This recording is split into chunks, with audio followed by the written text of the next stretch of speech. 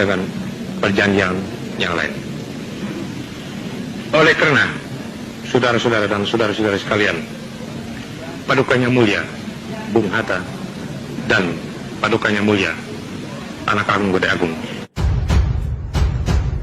Bagi yang suka benci Habib, dengarkan ini. Habib Hamid Al-Ghadri, perancang lambang negara Indonesia. Banyak warga masyarakat yang belum mengetahui bahwa perancang lambang negara Indonesia Garuda Pancasila adalah seorang Habib, yaitu Habib Hamid Al-Ghadri. Sultan Hamid II lahir dengan nama Syarif Abdul Hamid Al-Ghadri, adalah seorang Habib dzurriyyah Rasulullah SAW yang sangat berjasa dalam perjuangan kemerdekaan Indonesia, asal Pontianak, dan sangat dicintai dan dibanggakan oleh masyarakat Kalimantan Barat. Beliau adalah putra sulung Sultan Pontianak ke-6, Sultan Syarif Muhammad Al-Qadri, lahir di Pontianak, Kalimantan Barat 12 Juli 1913, meninggal di Jakarta 30 Maret 1978 pada umur 64 tahun, adalah perancang lambang negara Indonesia Garuda Pancasila. Dalam tubuhnya mengalir darah Arab Indonesia. Ia beristrikan seorang perempuan Belanda kelahiran Surabaya yang memberikannya 2 anak Iran, sekarang tinggal di negeri Belanda.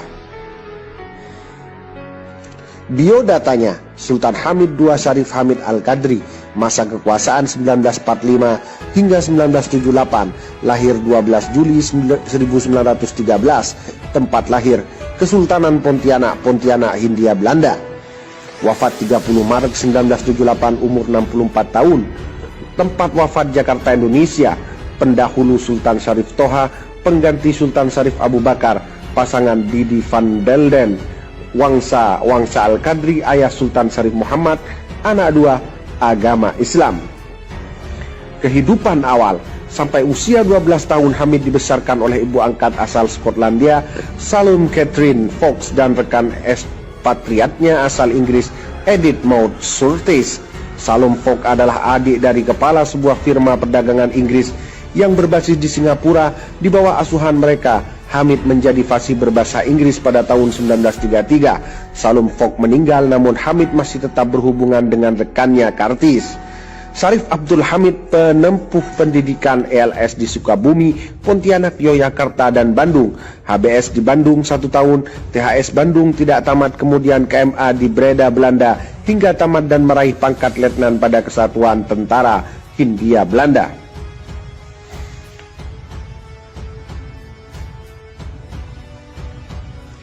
Bukan hanya itu, peran habaib dzurriyyah Rasulullah dalam kemerdekaan Indonesia adalah saat pencipta lagu Hari Merdeka ternyata seorang Habib, pendiri Paskibraka, pejuang melawan Jepang.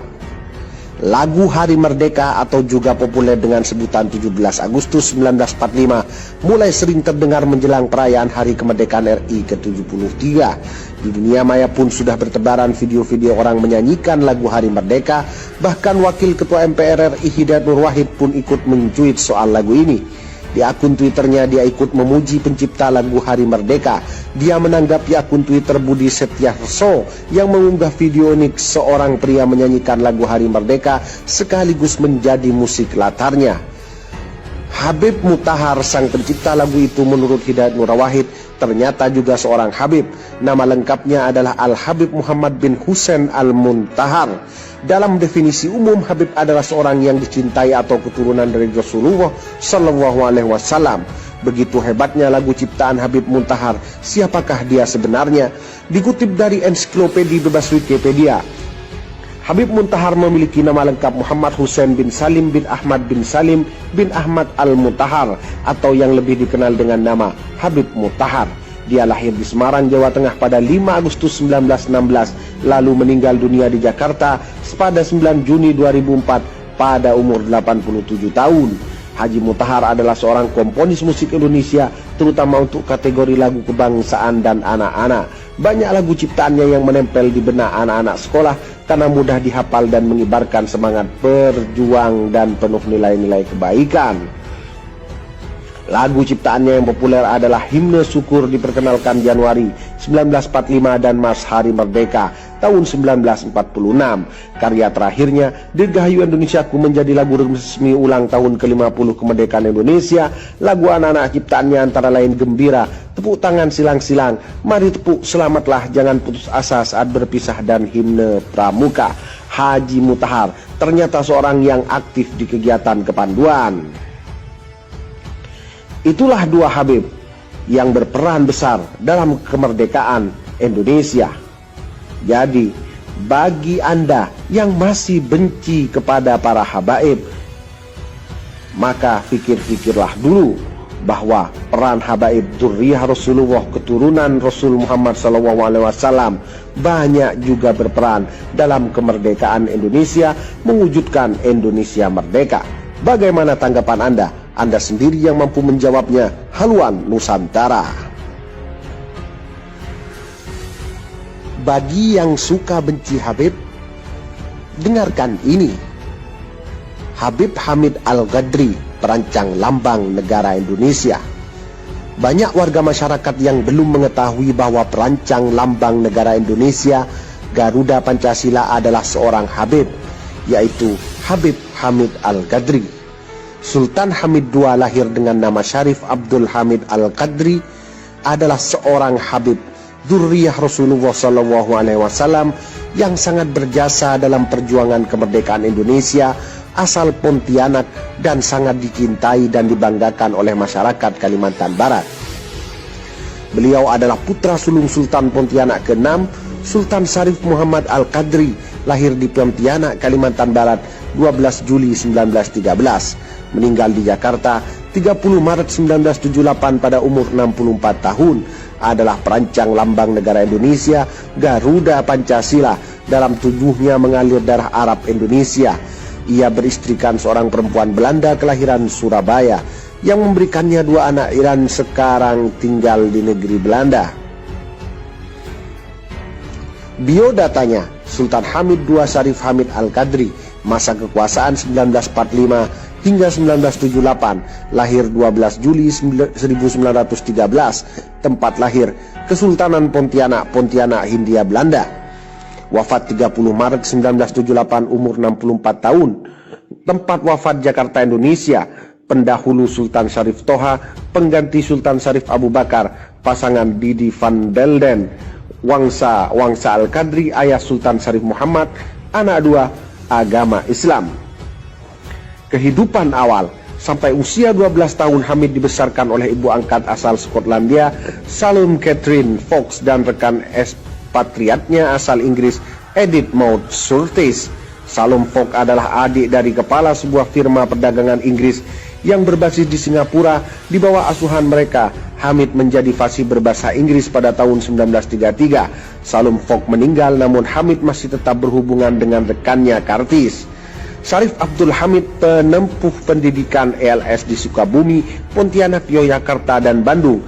HBS di Bandung 1 tahun, THS Bandung tidak tamat, kemudian KMA di Breda, Belanda, hingga tamat dan meraih pangkat letnan pada Kesatuan Tentara Hindia Belanda.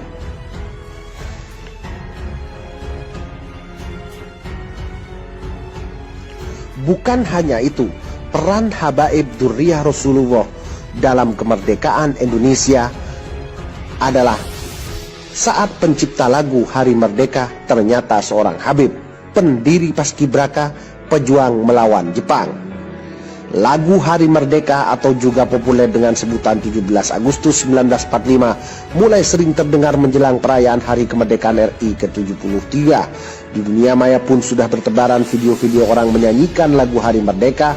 Bahkan Wakil Ketua MPR RI Hidayat Nur Wahid pun ikut mencuit soal lagu ini. Di akun Twitternya dia ikut memuji pencipta lagu Hari Merdeka. Dia menanggapi akun Twitter Budi Setiarso yang mengunggah video nik seorang pria menyanyikan lagu Hari Merdeka sekaligus menjadi musik latarnya.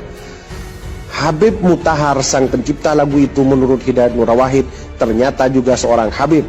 Nama lengkapnya adalah Al-Habib Muhammad bin Husain Al-Muntahar. Dalam definisi umum, Habib adalah seorang yang dicintai atau keturunan dari Rasulullah SAW. Begitu hebatnya lagu ciptaan Habib Muntahar. Siapakah dia sebenarnya? Dikutip dari ensiklopedia bebas Wikipedia, Habib Muntahar memiliki nama lengkap Muhammad Hussein bin Salim bin Ahmad bin Salim bin Ahmad Al-Muntahar atau yang lebih dikenal dengan nama Habib Muntahar. Dia lahir di Semarang, Jawa Tengah pada 5 Agustus 1916, lalu meninggal dunia di Jakarta pada 9 Juni 2004 pada umur 87 tahun. Haji Muntahar adalah seorang komponis musik Indonesia, terutama untuk kategori lagu kebangsaan dan anak-anak. Banyak lagu ciptaannya yang menempel di benak anak-anak sekolah karena mudah dihafal dan mengibarkan semangat berjuang dan penuh nilai-nilai kebaikan.